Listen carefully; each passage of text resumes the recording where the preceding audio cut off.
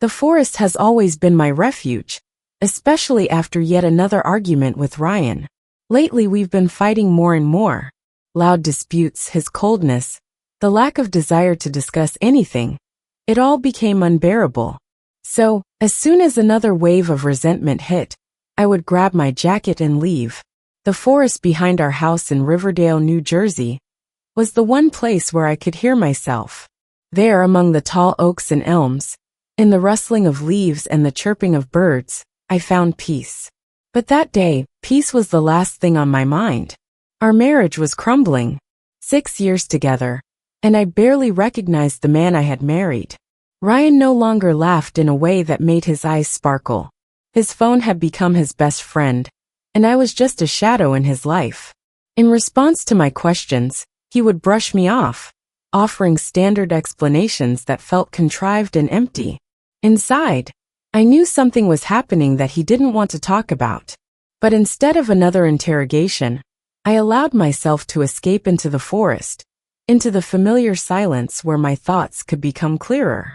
And it was there by the old pond that I saw him. A tall man stood by the water, his back to me. His broad shoulders swayed slightly, as if he were humming to himself. A light breeze ruffled the edge of his jacket, and the sun's rays played on his light brown hair. His presence in this secluded spot seemed almost out of place, like a random mistake of nature. I stopped, unsure whether to approach or leave, but before I could make a decision, he turned around. Our eyes met. There was a warm smile in his gaze that made something inside me stir. "Sorry if I startled you," he said, his voice low and calm. "You didn't startle me," I lied, though my heart was pounding so loudly that he must have heard it. "I just didn't expect to see anyone here." "Maybe we're both here for the same reason," he said, looking into my face. "Sometimes silence is the best medicine." I nodded but didn't move. Inside me, two feelings battled, caution and an inexplicable attraction. "I'm Mia," I introduced myself, my hand awkwardly twitching, as if trying to emphasize my words. "Zach," he replied, taking a step forward. His handshake was warm, and his touch left a slight heat on my skin. We held our hands a little longer than we should have, but neither of us acknowledged it. Soon we were talking as if we were old friends who had reunited after a long separation. Zach told me he had recently moved to Riverdale after a divorce to start a new life. There was a weariness in his voice and something akin to pain. It immediately resonated with me, reminding me of something I had lost inside myself. "Sorry, your hair," he suddenly said, and before I could understand what he meant, gently tucked a stray strand behind my ear. His fingers briefly touched my cheek, and I shivered. The touch was so natural and unexpectedly intimate that I could barely hold my breath. "Thank you," I whispered, lowering my gaze. Zach smiled but said nothing. We sat together until the sun began to set. As if by silent agreement, we both knew this wouldn't be our last meeting. When I returned home, where Ryan was watching TV, not even looking up to ask where I had been, I realized I didn't feel guilty. Instead, I felt a strange excitement, anticipation. I wanted to go back to the forest. I wanted to see Zach again. The next day, I couldn't concentrate. My thoughts kept returning to Zach. His voice, his smile, the way his touch made me feel alive again. I tried to busy myself with everyday tasks, but it was all in vain. By noon, I knew nothing would stop me from returning to the forest. Ryan, as usual, was late from work. He said something about another meeting, not even looking me in the eye. I threw out a standard, "Be careful," and waiting for the door to close behind him, grabbed my jacket. In the forest, the sun was already setting behind the treetops, painting everything in golden pink hues. The air was cool and fresh, and the scent of damp earth and pines filled the surroundings. When I approached the pond, my heart skipped a beat. Zach was already there. He stood leaning against a tree, with the same light smile that made something inside me tighten. "I didn't think you'd come," he said, but there was no surprise in his voice. It seemed he knew I couldn't resist. "I needed some fresh air," I replied, trying not to show my excitement. "Of course," he said, his gaze lingering on me a little longer than was proper. Silence and tranquility, right? I smiled but didn't answer. There was an almost imperceptible challenge in his words. He took a step closer, and I suddenly realized I wasn't moving. His presence was mesmerizing, as if he were the center of some unknown attraction to me. "So you like the forest?" he asked, his voice deep and enveloping. "It's easy to breathe here," I admitted. "That's true," he said, his gaze meeting mine. He looked at me as if he wanted to read every thought. As we talked, the distance between us shrank. Zach was closer than he should have been, but I didn't pull away. Instead, I felt drawn to him. His hand rose, and I noticed how he hesitated, uncertain, before gently touching my wrist. "You'll tell me if I cross a line, right?" His voice was soft, almost a whisper. I didn't answer. Instead, I took a step forward, closing the remaining distance. His eyes darkened, and the next moment his lips touched mine. The kiss was soft, cautious, as if he were waiting for me to retreat. But I didn't retreat.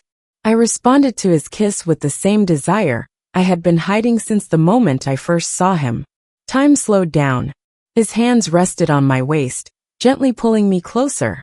I felt the heat of his body and heard my heart pounding in my chest. This was wrong. I knew it. But at that moment I didn't care. When we finally pulled away from each other, I looked away. Shame began to seep through the euphoria, but instead of saying anything, Zach ran his finger down my cheek. "Don't regret this," he said softly but firmly. I nodded, though I was torn by contradictions. We talked for a while longer, and then as the sky darkened, I returned home.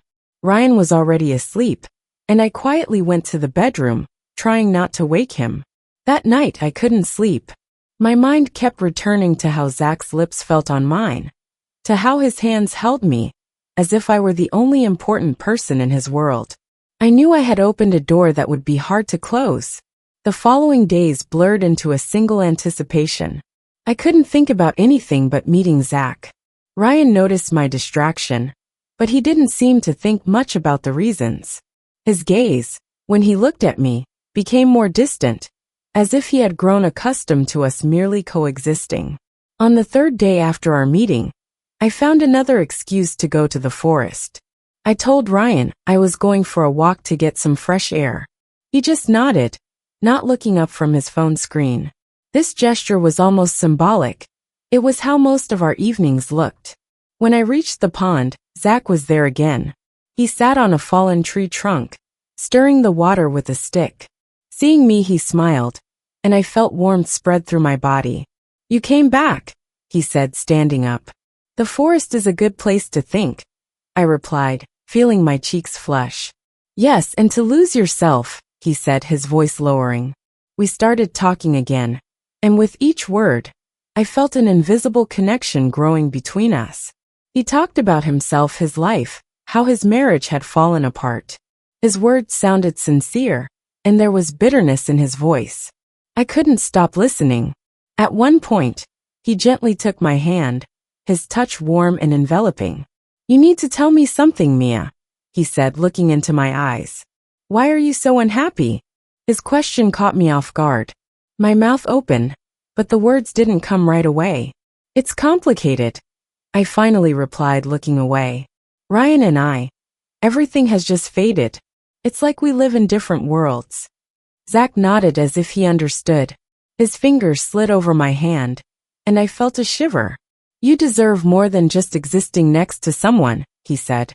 Those words hit me right in the heart. I couldn't help but wonder, what if he was right? What if I really did deserve more? We didn't kiss that day. Instead, we talked sitting by the water. Zach listened to me in a way Ryan hadn't in years.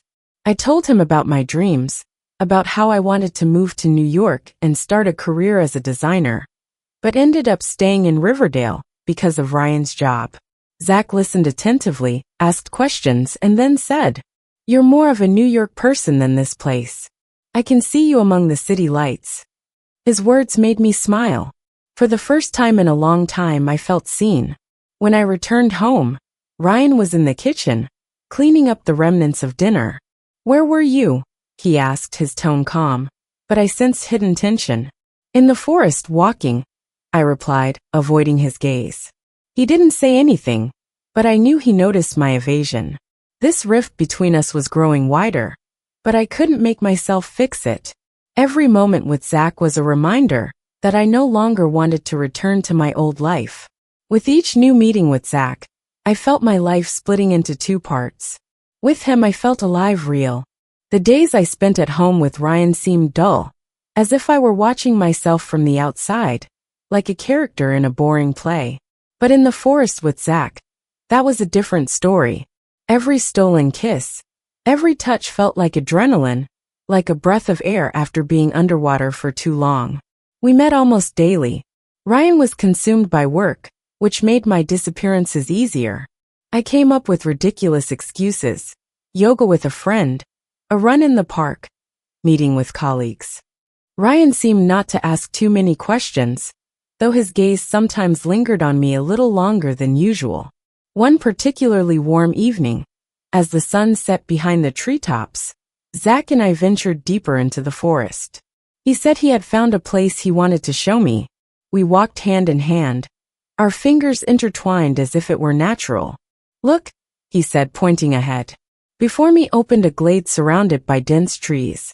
In the center stood an old oak, its powerful branches spreading like arms embracing the world. A light breeze played with the leaves, and the rays of the setting sun filtered through the canopy, creating a magical atmosphere. "This place is perfect," I said, feeling something inside me soften. "I thought you'd like it," Zach said, his voice gentle. He came closer, his hands sliding down my back. Then he carefully turned me to face him. His gaze was full of emotions I was afraid to decipher. "Mia," he began, but I stopped him, touching his lips with my finger. "No words," I whispered, feeling a wave rise within me. We kissed under the old oak. This kiss was longer, deeper than before. His hands wrapped around me, pulling me close, and I felt the last barriers between us dissolve. I knew that at that moment, I had crossed a line from which there was no turning back. When the sun finally disappeared below the horizon, we lay on the soft grass under the tree. Zach talked about his life before the divorce, about how he felt lost until he met me. His openness touched me, but it also brought a sense of guilt. "You're my escape," he said, his fingers lazily playing with a strand of my hair. "You make me feel alive." "And you do for me," I admitted, unable to hold back the truth. That evening, as I returned home, I thought for the first time about where this connection was leading. Whatever was happening between Zach and me was growing, pushing everything else aside. I thought about Ryan, about how attentive and loving he had been in the early years of our marriage. But that version of him seemed so distant, almost unreal. And maybe it wasn't just him who had changed. Maybe I had too. When I returned, Ryan was working on his laptop again. I quietly went to the bedroom, avoiding his questions. Lying in bed, I stared at the ceiling, trying to suppress the guilt that was slowly but surely creeping into my consciousness. The following weeks were a balancing act on the edge. Every meeting with Zach was like a shot of adrenaline, and returning home was like a cold shower. Ryan's suspicions became more and more obvious, though he tried to maintain his composure. "You're disappearing for entire evenings, Mia," he said one evening at dinner. "It's strange. You were never this distant before." "I'm just thinking a lot," I lied, avoiding his gaze. "Work stress. I need time for myself." He nodded, but I saw that his answer didn't satisfy him. This rift between us was growing deeper, and I couldn't make myself stop. With Zach, everything was different. He didn't demand explanations from me, didn't ask unnecessary questions. He was my refuge. We started meeting at his apartment in downtown Riverdale. There, away from the forest, our connection became even more intimate. One day, as I lay in his arms after a long day, he looked at me with unexpected seriousness. "We can't go on like this forever, Mia," he said. It's temporary. You understand that, right?" His words hit me. Until that moment, I had tried not to think about the future. Zach was my escape, my secret. But he was right. Everything hidden eventually comes to light. "I know," I whispered, feeling tears well up in my eyes. I'm not ready to lose you. You won't lose me, he said, his voice firm. But you need to sort out your life. You deserve to be happy, not stuck between two worlds. His words stayed with me as I returned home. That night, Ryan was waiting for me in the living room. His face was grim, and in his hands he held my phone. Can you explain to me who Zach is? His voice was low and tense. My heart sank. I looked at him, not knowing what to say. He had opened my phone, seen our messages. Inside me there was panic, but I forced myself to breathe. It's not what you think. I tried to justify myself, but Ryan raised his hand, stopping me. You're cheating on me, Mia, he said bluntly. His eyes burned with pain and anger. You're not even trying to deny it. My attempt to say something drowned. Words stuck in my throat. I couldn't deny the obvious. Why? His voice trembled. Why did you do this? Because I'm unhappy, I finally replied, tears streaming down my face. We're unhappy, Ryan. You know it too. His face contorted. He didn't say a word, just turned around and left the room. I was left alone in the silence, broken and empty. That night, I didn't sleep. At dawn, I went to the forest, to the place where I once felt free. But now the silence of the forest pressed on me like never before. Zach was right. I was stuck between two worlds, and now both were crumbling around me. The house was filled with a tense silence. Ryan didn't come home that night, and I didn't even try to call him. I knew I couldn't offer any words to fix the situation. Instead, I found myself in the forest again, by the pond, where my connection with Zach had begun. But it was empty. Zach didn't come. I waited for hours, feeling my heart slowly tighten with the realization that this day might be the end of our story. The next day, Ryan sent a message. I've moved out. Left you the keys. Don't try to contact me. Those words were like a punch in the gut. I slumped into a chair, holding the phone in my hands. My marriage was ruined, and I didn't know what to do with this empty, painful feeling. I went to the forest again, hoping to find Zach, but he wasn't there. Days passed in agonizing waiting. On the fourth day, I found a note pinned to a tree by our pond. Mia, I'm sorry. I can't do this to you or myself anymore. You need to be free to figure out what you want. I hope you find happiness. Zach. I read those lines over and over, tears streaming down my cheeks. Zach was gone just like Ryan. For the first time in many years, I was alone. Weeks passed. Ryan filed for divorce, and his lawyer sent me the documents. Our conversations were brief, exclusively about legal details. He no longer looked at me with anger, but there was only cold indifference in his eyes. That was worse than shouting or accusations. One evening, I decided to go to the glade Zach and I had discovered. The forest, which had once been a place of peace and refuge for me, now felt foreign. The oak still stood there, majestic and silent, but its branches no longer gave me a sense of warmth. I sat on the grass, feeling a heaviness settle on my heart. I wanted to believe that I had done everything right, that the search for happiness justified the pain caused. But the truth was that I hadn't found happiness. All that remained was a sense of loss. I had betrayed someone who trusted me, and lost another who had given me hope. Months passed. I sold the house, and moved to a small apartment in Newark. Here, in the noise of the city, I tried to piece my life back together. Work became my salvation, and loneliness was a reminder that every choice has consequences. Sometimes I still find myself thinking back to the forest, to Zach, to Ryan, to who I was then. The forest is no longer my ally, but a symbol of everything I've lost. And though life goes on, I know that those moments, stolen from the silence, will forever remain a scar on my soul.